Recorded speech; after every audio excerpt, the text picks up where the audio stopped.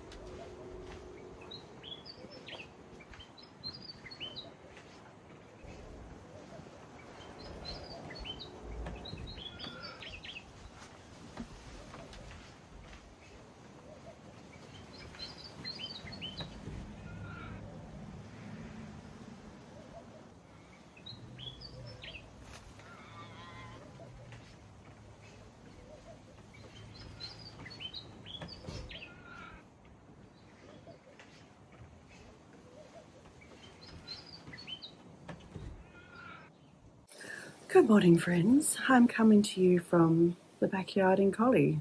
It's our last morning here, so we're going to get going soon back home. But I just wanted to check in and touch base with you. It's been a really lovely stay. Yesterday we took a trip out to Honeymoon Pool and Wellington Dam, which has this incredible artwork along the dam. It's a really beautiful spot. I've never been to Collie before, so this has all been new to me. Saw off my husband, who was going on a bike ride for the next couple of weeks, and then I just had another night in Collie with a friend, and we're just going to get ready to pack up and head back home shortly, hopefully with a little bit of antiquing along the way. But I just thought I'd spend a little moment doing a little bit of journaling, and I'm also just reading a little bit of my next book, which is Gail Jones's The Name of the Sister. And last night I finished The Song of Achilles, which was so lovely. It is such a beautiful book. It's been a few years since I have reread the book, and I really do love how every single time there's something different that you pick up. You know, you might pick up, this time I picked up that foreshadowing of what was going to happen, and it was really lovely to read. But the interesting thing is that it has given me a little bit of encouragement and courage to pick up the Iliad again. I'm halfway through reading the Iliad, and reading this narrative of Achilles and Patroclus, it really has given me a little bit of oomph to get back into the Iliad and finish reading that. So very pleased that that has been what's come out of it. But it's just such a beautiful, beautiful story. One of my top 5 favourite books, absolutely. It is just exquisite. But anyway, this current book that I'm reading is called The Name of the Sister by Gail Jones, and this is an Australian author, and it's about a freelance journalist who comes along a story of a woman who has just turned up in the bush, an unknown woman. She is not speaking. No one knows who she is. They put out a call on media trying to find people that might know her, and this journalist decides to join her childhood friend, who is a police officer in charge of the case, and they try and find out what is her story, what is going on. And it's such a slight little book that it's not going to take too long to read. It's 200 pages long, but I've never read anything of Gail Jones's before, and she's got quite a good reputation as a writer, an Australian writer, and I'm finding the wording, it feels a little abstract, which is, I'm having to reread a lot of things to try and wrap my head around, wait, was that a metaphor or was that something that happened? So hopefully I'll find my rhythm and get into it, because it is a very interesting premise, and I do feel a bit of tension and intrigue already, having just read a small amount of it. We've got a 2.5 hour drive ahead of us to get back home, so I'll have a bit of reading I'll be able to do there, and then I'll catch up with you when I get home and give you a bit of a debrief on the trip and how my reading's gone.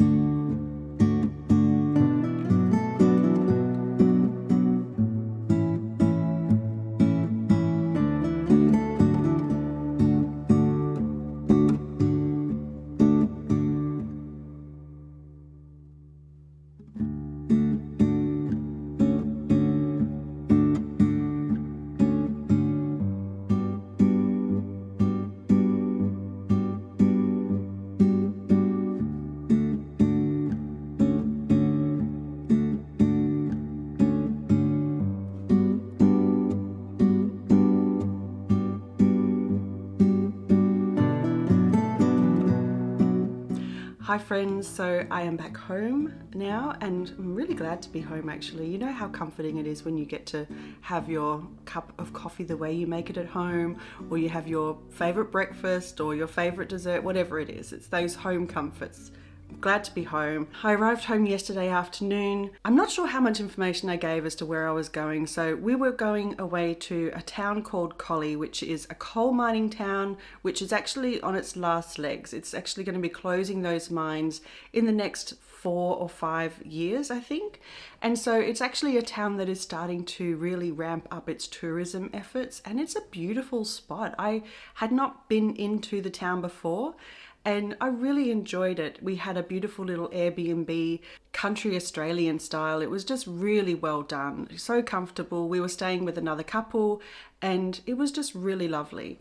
I ended up doing a little bit of shopping, a little bit of this and that. You know, it's always great to go down and try to find produce from the area, whether it be soaps or jams or pickles. So we did a little bit of shopping. Spring is a really great time to head out into the country in WA because it is actually it's what we would call our wildflower season.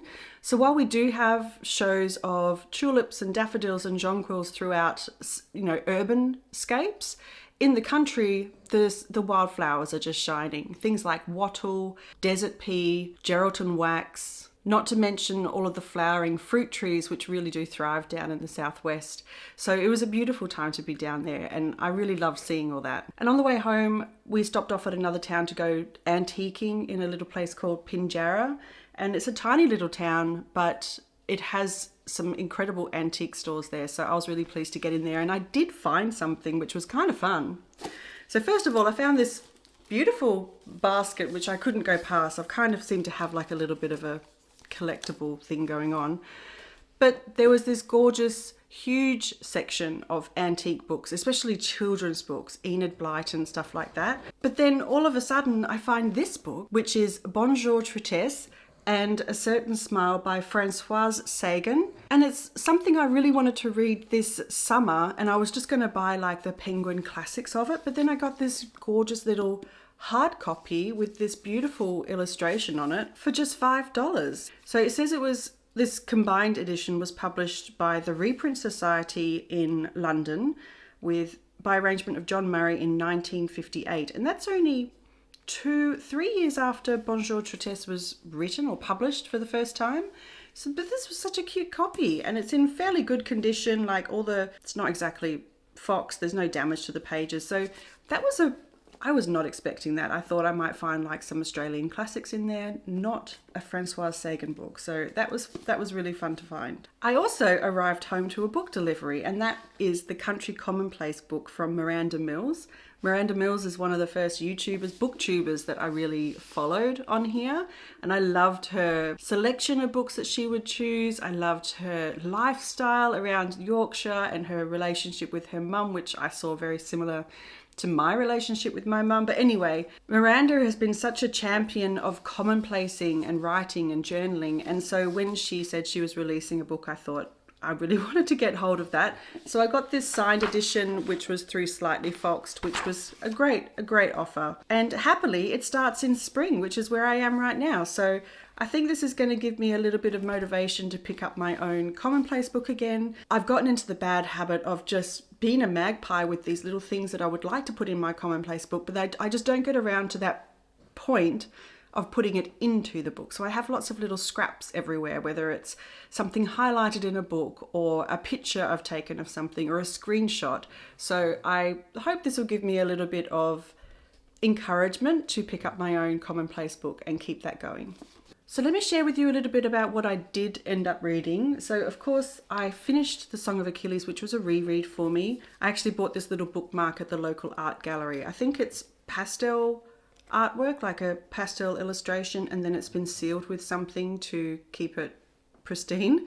And I just thought it was so beautiful. I love the colours that are on here. Anyway, I did share that I finished reading The Song of Achilles, which was pure magic. It is so beautifully written, and I really enjoyed this time. I went through my copy and started highlighting things and making notes about particular passages that really spoke to me, whether it was about the prose or if it was a foreshadowing of something that I knew was going to come, or perhaps something that was clearly a direct translation from the Iliad, which is something I'm in the middle of reading, which I have put to the side, but I feel motivated to pick it up again. It is a coming of age story. It is a love story.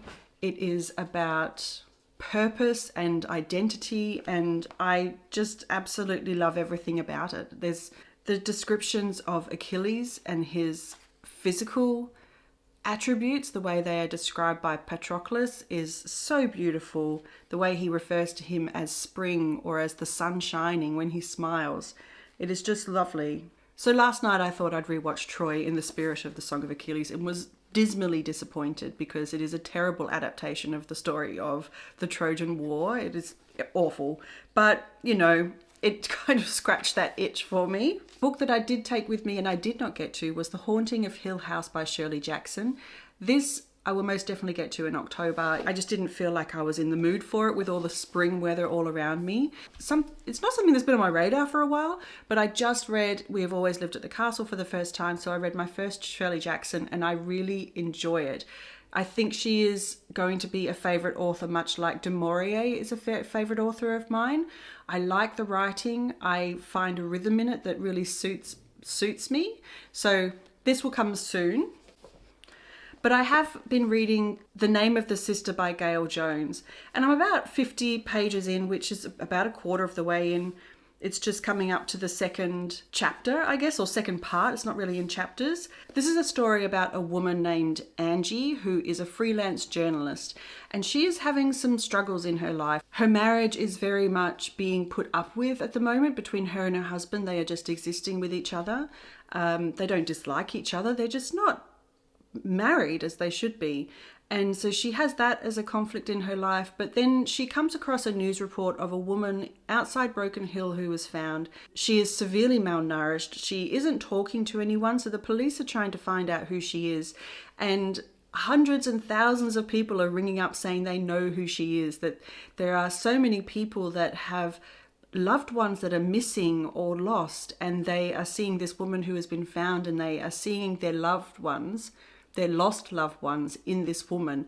No matter how different they are, there are some people who have lost someone who should be 20 years older than this woman, but they still are latching onto something in her that is continuing to give them hope that this person may still be alive.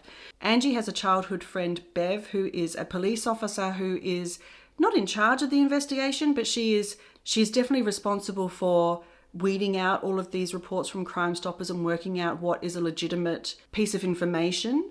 And she starts to give some of those people that have been eliminated as being connected. They're eliminating them through DNA swabs. And she allows those people to be connected with Angie, the journalist, to just talk about their story. And it's bringing up a lot of interesting themes around grief and loss. But we don't know anything about the woman that has been found yet. It is everything around her is happening in Angie's life and in these interviews that she's doing with people who are trying to find their loved ones in this woman who's been found. But like I said, I'm just about to start the second chapter, and the second chapter's first line is that they have found a match of DNA. So I think that is going to start to get a bit of momentum in who this woman is and how she got to be where she is. And she clearly has a lot of trauma in her body, clearly mental trauma, because she isn't talking. It's an interesting book that I at first was thinking, I don't know if I'm going to want to finish this. I might want to put this down and pick up something else. But there are some beautiful observations in here about the landscape of Sydney and the environment around Angie where she is. And I think it will be similar when they get to Broken Hill, which is it's in a desert location in the country of Australia.